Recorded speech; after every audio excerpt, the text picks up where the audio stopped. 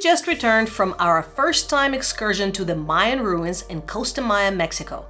We booked it last minute while we were already on the ship, so I haven't done my research.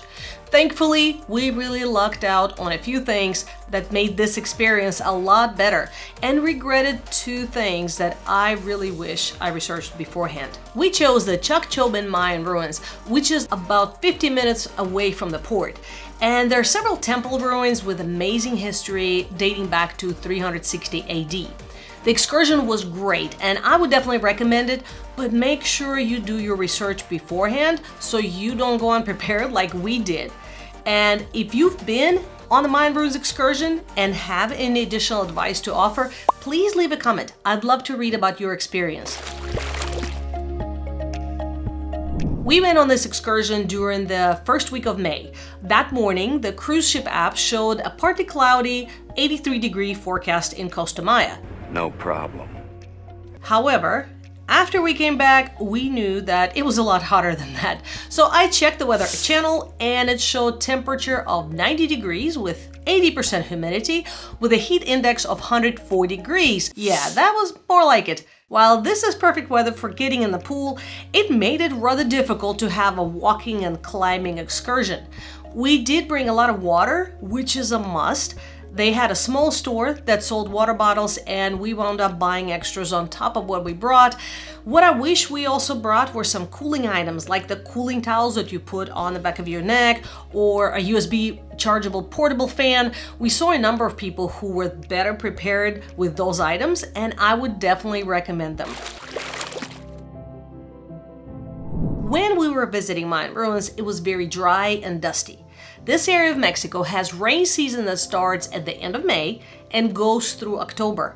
During this time, the ruins can get very muddy, and our tour guide explained that he often wears rubber boots during this season, and he sees many people who are upset about ruining their good shoes because they didn't anticipate the mud. Oh no! My new Paolo shoes! Oh, I hope they're not ruined. With my lack of planning, I had brought my brand new tennis shoes that I planned to wear for the rest of the cruise on the ship. So we really lucked out that we were there during the dry season. Again, I didn't know about it, but my shoes did get covered completely in dust that I was able to wash them off and dry them off on our balcony. If you're planning to go on this excursion from the end of May through October, beware of this and bring some spare older shoes and a rain jacket. Our guide also explained that once it starts raining, there are millions of mosquitoes out there. So you would definitely want to bring bug spray to get through this excursion without being eaten alive. This excursion is usually labeled as moderate activity.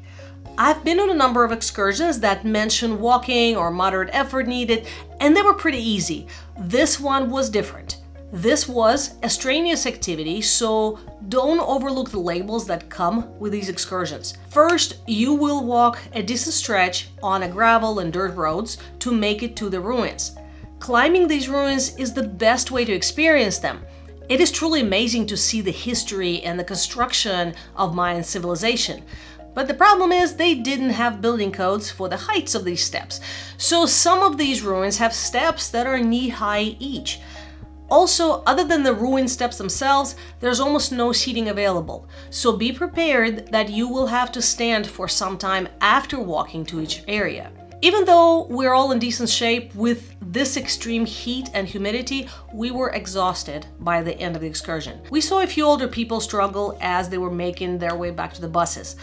Keep in mind that you can still enjoy the tour without climbing the ruins. Just be aware that if you have any medical conditions that impair your mobility, like arthritis or bad knees, you won't be able to see everything this excursion has to offer. As we were waiting in the rather short line for taking our pictures on the steps of the temples, our tour guide was showing us photos from just a month earlier when there were 4 ships in port and it was still during their high season. His words were that there were about 3,000 people visiting that day. Of course, I can't vouch for specific numbers, but the pictures definitely showed that the lines for taking photos and viewing the ruins took a very long time. So make sure to check out the number of ships in port during your visit. In our case, there were only 2 ships in port, and again, it's considered to be their lower season, so the lines really weren't that bad.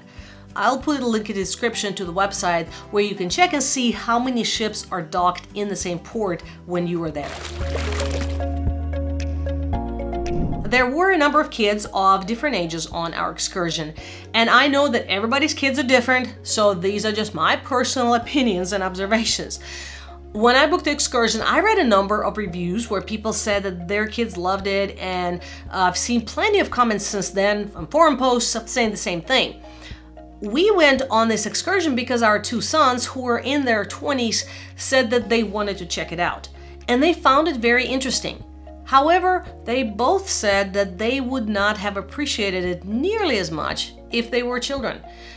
During the excursion, we took pretty much all the kids in our group were bored after about the first temple ruin, and I'm sure that the 100-degree heat did not help. So if you have children who are history buffs, or if you feel that it's an important history lesson for them to learn, then it would be a great tour. Also, if your kids love being outdoors, love climbing on things, and you go during better weather than what we did, they would definitely enjoy it. However, if you're not really interested in Mayan history and you're just looking for something fun to do with your kids at the port, it's probably not going to be the best choice. And really, only you can decide this.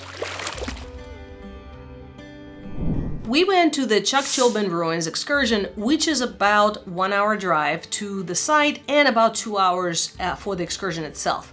The other popular excursion to Costa Maya is to Kahunlich Mayan Ruins, and it's a 2.5 hour ride one way, so the total excursion time is about 7 hours, with 5 hours on the road and 2 hours at the ruins. It has more ruins and things to see, like the giant stone heads. Considering the heat and poor air conditioning on our bus ride, we were glad that we chose the shorter excursion and didn't need to spend 5 hours on a bus drive. This left us a few hours to come back and enjoy the pool at Costa Maya Port, which is a great setup. At the same time, if you're looking to get the most exposure to Mayan culture and history, you may want to choose an excursion that offers more sites and things to experience. These excursions are offered by most cruise lines, but they're more expensive than the third-party tour companies.